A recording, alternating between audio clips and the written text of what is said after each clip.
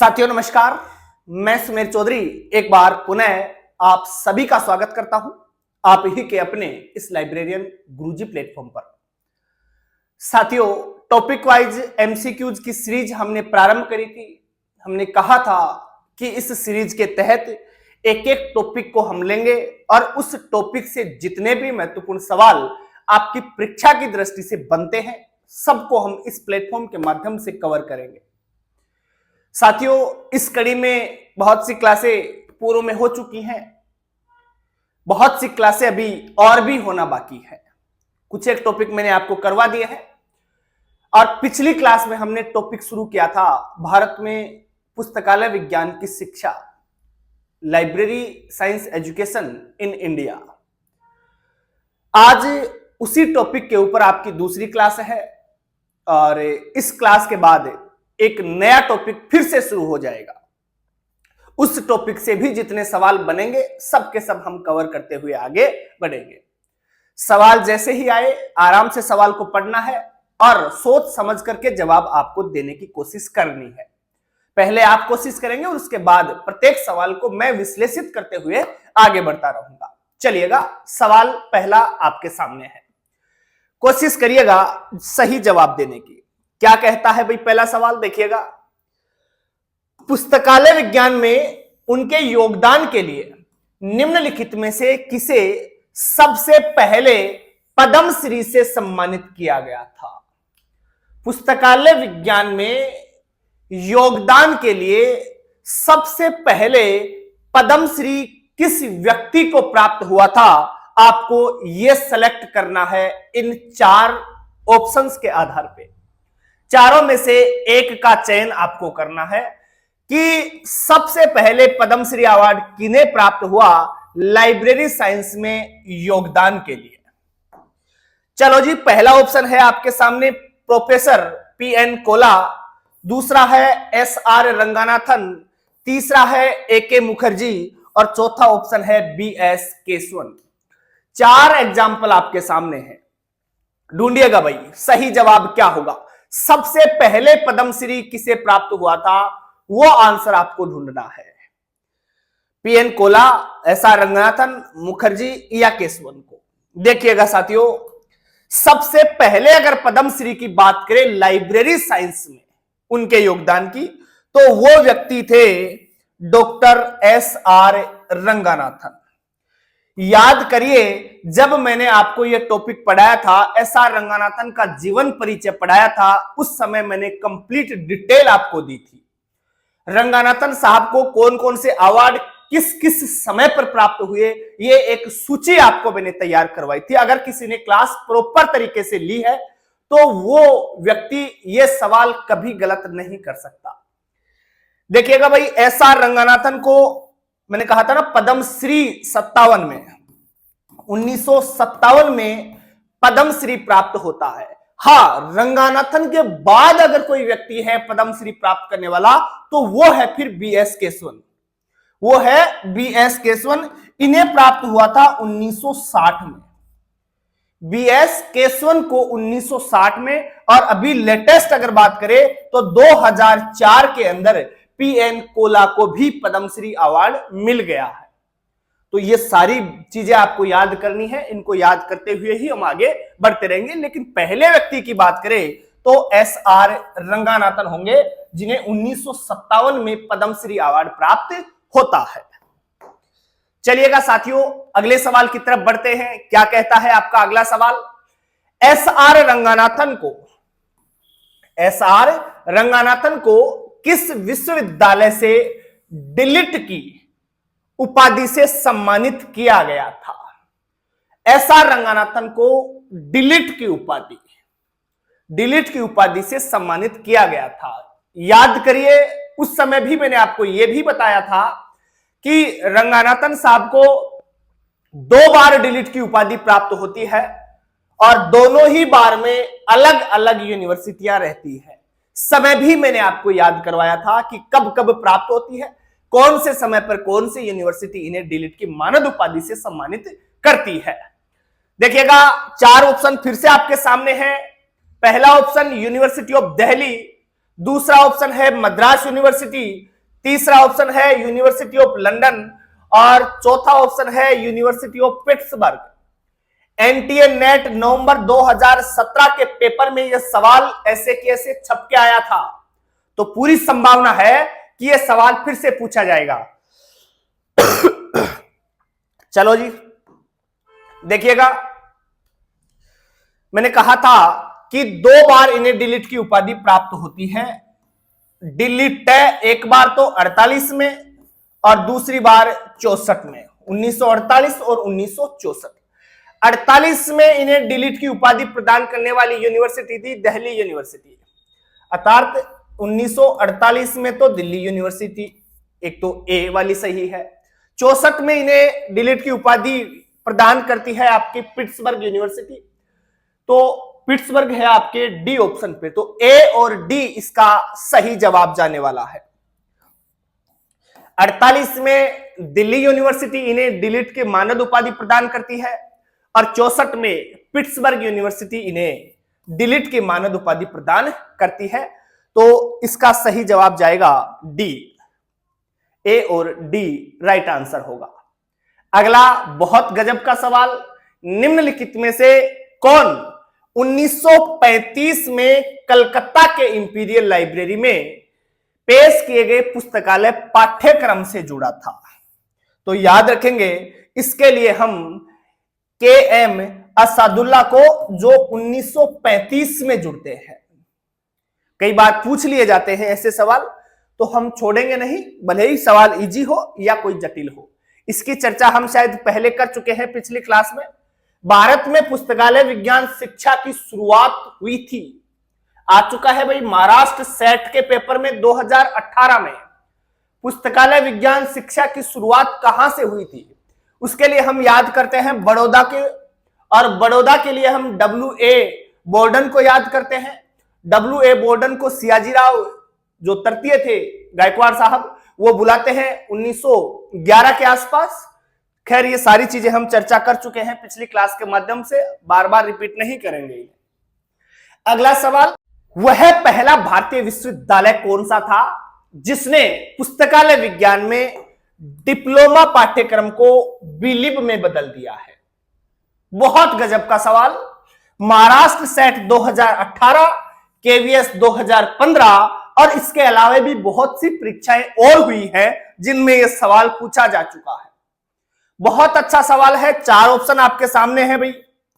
पहला ऑप्शन है BHU, दूसरा है दिल्ली यूनिवर्सिटी, तीसरा है अलीगढ़ मुस्लिम यूनिवर्सिटी और चौथा ऑप्शन है मद्रास यूनिवर्सिटी। बताइए भाई, बिलिब का प्रारंभ सबसे पहले कहां हुआ था?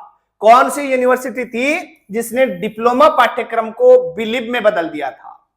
पहली यूनिवर्सिटी बतानी है भारत की, तो इसका सही जवाब जाएगा अलीगढ़ मुस्लिम यूनिवर्सिटी, और इसके लिए हमने वर्ष पढ़ा था 1947।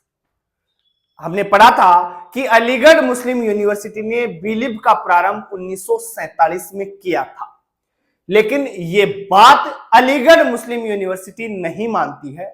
वो कहती है कि नहीं साहब, हमने तो 1947 में नहीं किया, हमने तो 58-59 में किया था। तो आप बिलिब के लिए 1958 और 1959 भी याद रखेंगे। 58-59 का वो सत्र बताती है कि इस सत्र में हमने प्रारंभ किया था।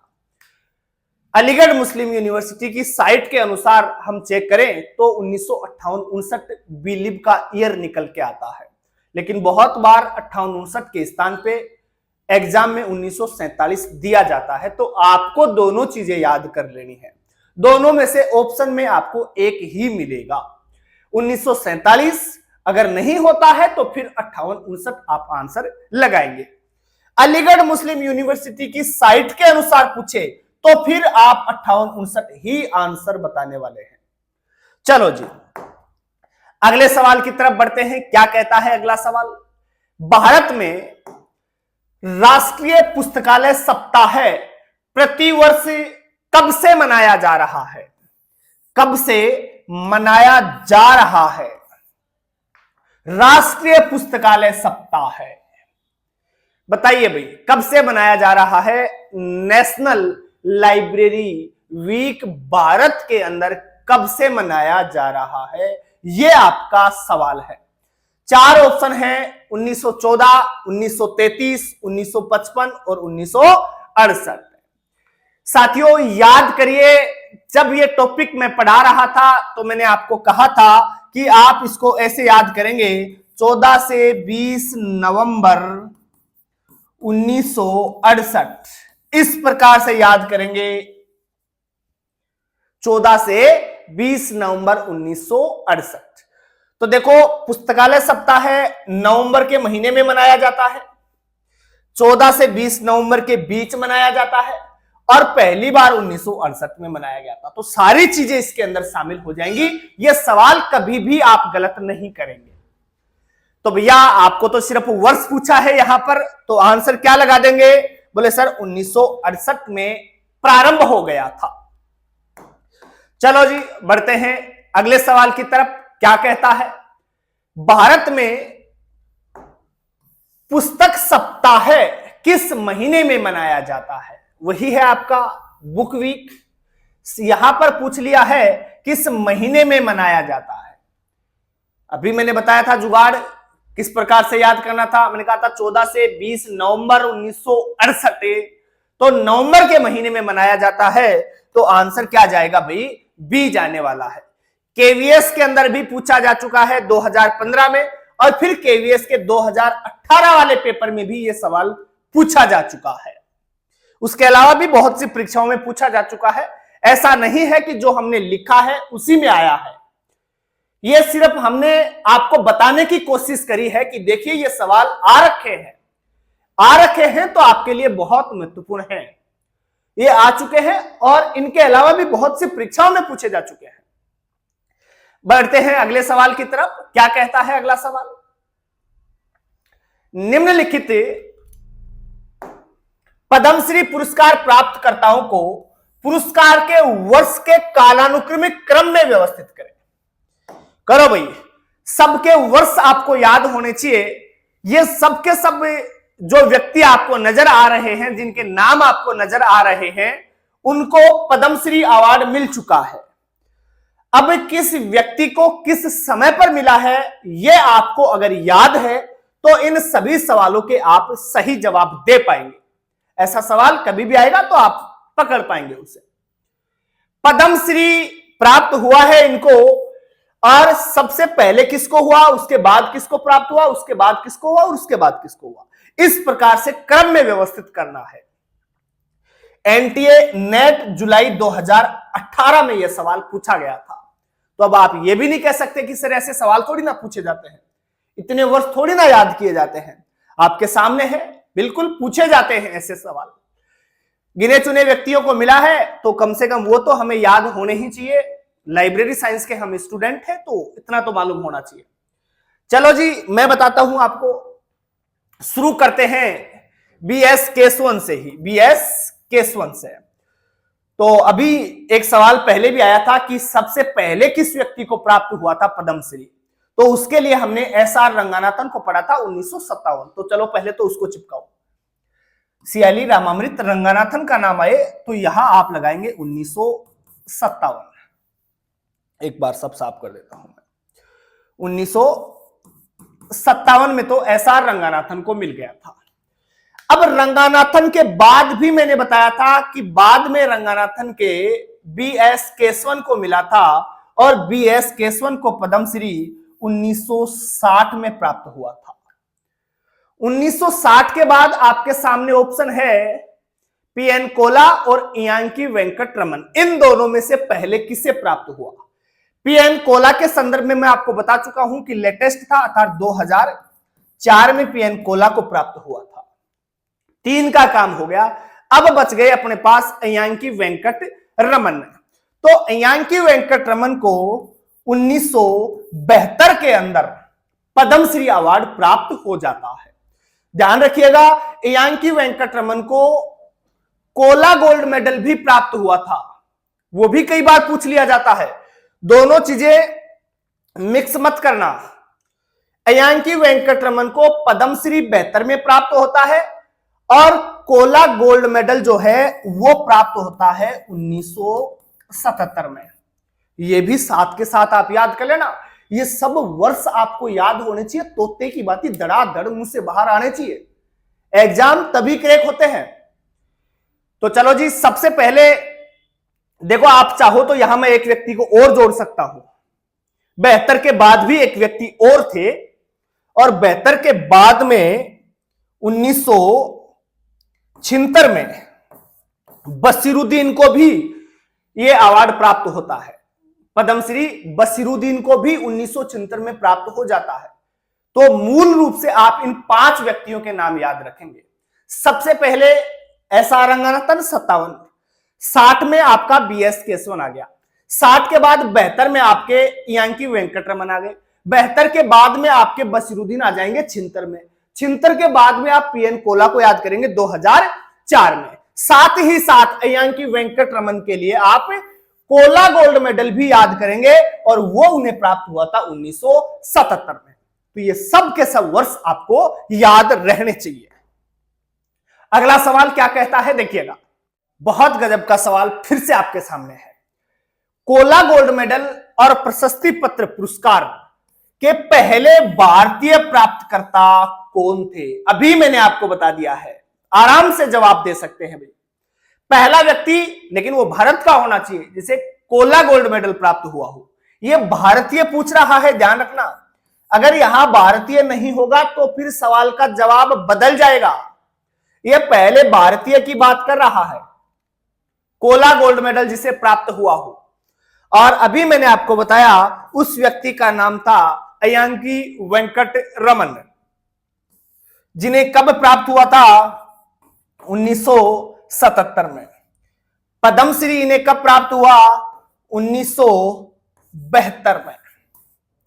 दोनों चीजें इनके संदर्भ में याद रखनी है, सवाल गलत यहां से नहीं करना है। अगला सवाल क्या कहता है? कोला गोल्ड मेडल और प्रशस्ति पत्र पुरस्कार के पहले प्राप्तकर्ता कौन थे? सवाल में अंतर है मामूली सा। वहां पर पहला भारतीय पूछ रहा था, जबकि यहां किसी भी भारतीय का या किसी अन्य देश का नाम नहीं है। इसका मतलब आपको बताना है कि ऑल वर्ल्ड में पहला व्यक्ति कौन था जिसे कोला गोल्ड मेडल प्राप्त हुआ हो। पहला व्यक्ति कौन सा था? तो यहां पर आप आंसर लगाएंगे पाल्मर, जिन्हें कोला गोल्ड मेडल पाल्मर को 75 में प्राप्त हो गया था। कोला गोल्ड मेडल पाल्मर को पहले, सबसे पहले प्राप्त हुआ है, और कब प्राप्त हुआ? 1975 में। उसके बाद 76 में भी एक अन्य व्यक्ति को प्राप्त हुआ, और फिर 77 के अंदर यह भारत के इयांकी वेंकटरमन को भी प्राप्त हुआ। तो भारतीय अगर पूछे कोला गोल्ड मेडल पाने वाला तो इयांकी वेंकटरमन बताएंगे, और ऑल ओवर पहला व्यक्ति पूछे तो पाल्मर का नाम लेंगे और वर्ष 1975 बताएंगे। चलिएगा और बढ़ते हैं थोड़ा सा आगे। क्या कहता है अगला सवाल? निम्नलिखित में से किसने लाइब्रेरी और सूचना अर्थात पुस्तकालय और सूचना विज्ञान में कोला श्रृंखला की शुरुआत करी थी? ये बहुत गजब के सवाल है भैया, बहुत अच्छे सवाल है। कोला श्रृंखला की शुरुआत करने वाला व्यक्ति कौन था, यह आपको बताना है। 4 ऑप्शन आपके सामने फिर से हैं भाई। ए.के. मुखर्जी थे क्या, ओपी उपल थे क्या, या बलराम थे, या वेद प्रकाश थे? 4 ऑप्शन में से आपको बताना है कि कोला श्रृंखला की शुरुआत करने वाले व्यक्ति कौन थे। साथियों, इस सवाल का जवाब जाएगा, कोला श्रृंखला की शुरुआत करी थी पी.एन. कोला के ही एक शिष्य ने। पी.एन. कोला के ही एक शिष्य ने, जिनका नाम था ओपी उपल, जिनका नाम था ओपी उपल। तो यहां जवाब जाएगा ओपी उपल। कोला श्रृंखला की शुरुआत करने वाले व्यक्ति का नाम था ओपी उपल। सवाल कई बार यह भी पूछ लिया जाता है कि कोला श्रृंखला की शुरुआत किस वर्ष में हुई थी, या फिर कोला श्रृंखला की शुरुआत उनके शिष्य ओपी उपल द्वारा किस वर्ष में करी गई थी। यह भी सवाल कई बार पूछ लिया जाता है। तो यहां पर आप 74 आंसर बताएंगे, 1974 आंसर बताएंगे। चलिएगा, खैर बढ़ते हैं थोड़ा सा और भी आगे। क्या कहता है आपका अगला सवाल, देखिएगा। National repository of open education resources, NROER, किसकी परियोजना है? यह परियोजना MHRD मंत्रालय की है। याद कर लेना भाई, सीधे सीधे फैक्ट हैं, ज्यादा कोई विशेषताएं यहां नहीं है। डायरेक्ट फैक्ट जहां है आपको रटने ही होंगे। देखिएगा, centre for research on user studies, जिसने यूनेस्को के लिए कुछ दिशा निर्देश जारी किए थे, कहां स्थित है? अब हम भारत में लाइब्रेरी साइंस का एजुकेशन देख रहे हैं, लेकिन कुछ सवाल ऐसे हैं जो पूछे जाते हैं, भले ही भारत से उनका संबंध नहीं है, लेकिन फिर भी सवाल यहां से बन करके आते हैं, तो मैंने वो सवाल भी शामिल कर दिए हैं। देखो आपके सामने है, वेस्ट बंगाल में सेट का पेपर हुआ था 2018 में, वहां ये पूछ लिया गया था। अब आप लोग कह दे देंगे बीच में, अगर ये मैं ना लिखता तो कह देते, बोले सर आप तो भारत में लाइब्रेरी साइंस की शिक्षा पढ़ा रही है, बाहर से ट्यूशन क्यों? लेकिन आपके सामने है, जो चीजें रिलेट होती है वहां से सवाल बन के आता है। इसीलिए मैं कहता हूं कि आप सिलेबस के थोड़ा बहुत बाहर भी देख लिया करो, थोड़ा बहुत इधर उधर का देख लोगे, कुछ नहीं बिगड़ेगा। सवाल कई बार जो रिलेट करता है वो उठा लेता है बोर्ड। तो वेस्ट बंगाल सेट 18 में पूछ लिया गया था, centre for research on user studies कहां स्थित है, आपको यह बताना है। 4 ऑप्शन आपके सामने हैं और सही जवाब इसका जाएगा शेफील्ड यूनिवर्सिटी। शेफील्ड यूनिवर्सिटी, और ये शेफील्ड यूनिवर्सिटी आपकी पड़ती है ब्रिटेन में, अर्थात आपके इंग्लैंड में, और इंग्लैंड के शेफील्ड शहर में पड़ती है भाई, ये उनके शहर का नाम है। और देखा जाए तो ये एक बहुत बड़ा शहर है। मैं ये कहूं कि ये ब्रिटेन का 5वां सबसे बड़ा शहर है तो भी गलत नहीं होगा, बहुत बड़ा शहर है। तो शेफील्ड यूनिवर्सिटी जो ब्रिटेन में है वहां पर यह स्थित है। चलिएगा, खैर आगे बढ़ते हैं, अगला सवाल देखते हैं। अमेरिका में सबसे पहले लाइब्रेरी स्कूल किसने शुरू किया था? पढ़ा चुका हूं, बहुत अच्छे से याद भी करवाया था। DSSB 2019 में यह सवाल पूछा जा चुका है भाई। 4 ऑप्शन आपके सामने हैं, सेयर्स, लुहान, आउटलेट और डेवी। अमेरिका में सबसे पहला लाइब्रेरी स्कूल की लाइब्रेरी में जासी है ना, तो इकोनॉमी 87 तो वही चीज है ये। तो मेलविल डेवी 1887 में किस नाम से? स्कूल ऑफ लाइब्रेरी इकोनॉमी के नाम से प्रारंभ करी थी। और कहां करी थी उसके लिए भी आप याद कर सकते हैं, कोलंबिया यूनिवर्सिटी में। खैर बढ़ते हैं अगले सवाल की तरफ। क्या कहता है आपका अगला सवाल, देखिएगा। उस स्कूल का नाम, अब देखो विश्लेषण करने पर यह भी थोड़ी सी समस्या रहेगी, सवाल का जवाब पहले ही मिल जाता है, क्योंकि मैंने बता दिया पिछले क्वेश्चन के विश्लेषण में। उस स्कूल का नाम क्या है जिसमें डेवी ने लाइब्रेरियनशिप में पहला कोर्स शुरू किया था? 4 ऑप्शन फिर से आपके सामने है। मेलविल डेवी का नाम आया है और लाइब्रेरियनशिप में पहला कोर्स की बात करी जा रही है, तो सीधा सा जवाब यहां जाएगा आपका D, school of library economy. School of library economy, school की लाइब्रेरी में जासी तो इकोनॉमी 1887 किसने प्रारंभ की भाई? मेलविल डेवी ने प्रारंभ की। मेलविल डेवी का संबंध किस देश से था?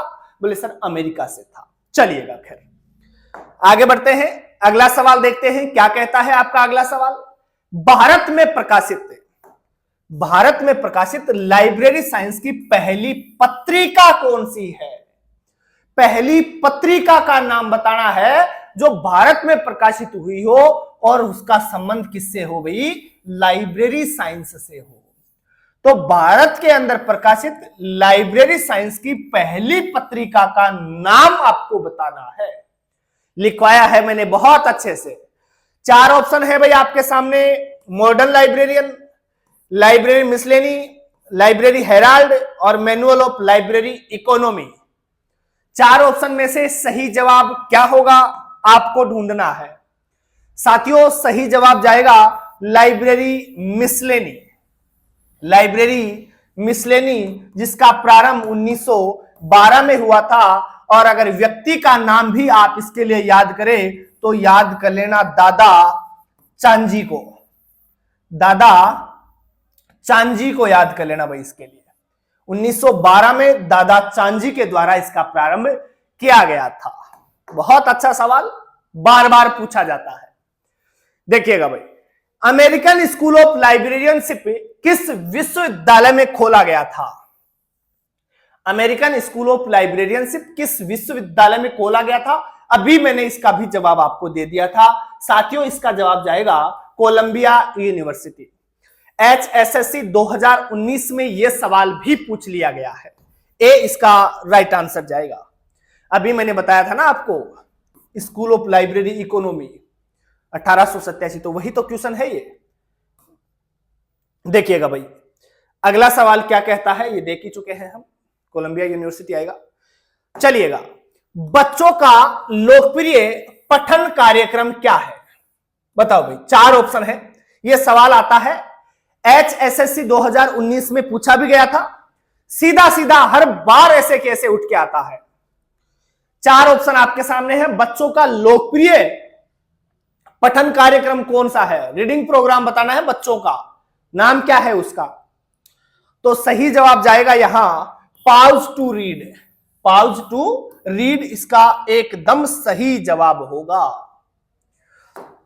अगला सवाल क्या कहता है, देखिएगा भाई, ट्रिनिटी कॉलेज लाइब्रेरी का किंग्स रूम किस स्थान पर स्थित है? ट्रिनिटी कॉलेज लाइब्रेरी का जो किंग्स रूम है या किंग रूम है, वह किस स्थान पर स्थित है? तो याद करिए, मैंने पढ़ाया था ट्रिनिटी कॉलेज की लाइब्रेरी कहां है, बोले सर आयरलैंड में है। HSSC 2019 में यह सवाल भी पूछा जा चुका है। सीधे सीधे फैक्ट है, याद करने ही पड़ेंगे आपको, क्योंकि आते हैं परीक्षा में, तो मैं इन्हें छोड़ भी नहीं सकता। किंग्स कॉलेज लंदन के मैन यूनिवर्सिटी पुस्तकालय में राउंड रीडिंग रूम वाली लाइब्रेरी का नाम क्या है? राउंड रीडिंग रूम वाली लाइब्रेरी का नाम बताना है। यह भी सवाल HSSC 2019 में पूछ लिया गया था। तो अब आप कैसे कह सकते हो कि सर ये सवाल क्या करवा रहे हो, ऐसे कौन से सवाल आ गए? तो ये आते हैं भाई, अब मैं छोड़ नहीं सकता। सीधे फैक्ट है, हालांकि डायरेक्ट रटने हैं, ज्यादा कोई विश्लेषण है नहीं इनमें, तो सीधे सीधे है और सीधे सीधे रटने हैं बस। तो बताइए भाई, किंग्स कॉलेज लंदन के मैन यूनिवर्सिटी पुस्तकालय में राउंड रीडिंग रूम वाली लाइब्रेरी का नाम क्या है? लाइब्रेरी का नाम बताना है। ट्यूशन थोड़ा सा घुमा के पूछ लिया है बस, और कुछ भी नहीं है। जवाब जाएगा यहां मोघन लाइब्रेरी। क्या जवाब होगा भाई? मोघन लाइब्रेरी होगा। साथियों, इसी प्रकार से सवाल आपकी परीक्षा में पूछे जाते हैं और लगातार हम करते रहेंगे। अब अगली क्लास में एक नया टॉपिक शुरू हो जाएगा और उस टॉपिक से जितने भी सवाल बनेंगे वो सब के सब हम करते हुए आगे बढ़ेंगे। चलिएगा, आप लोगों का बहुत बहुत धन्यवाद। जय हिंद, जय भारत।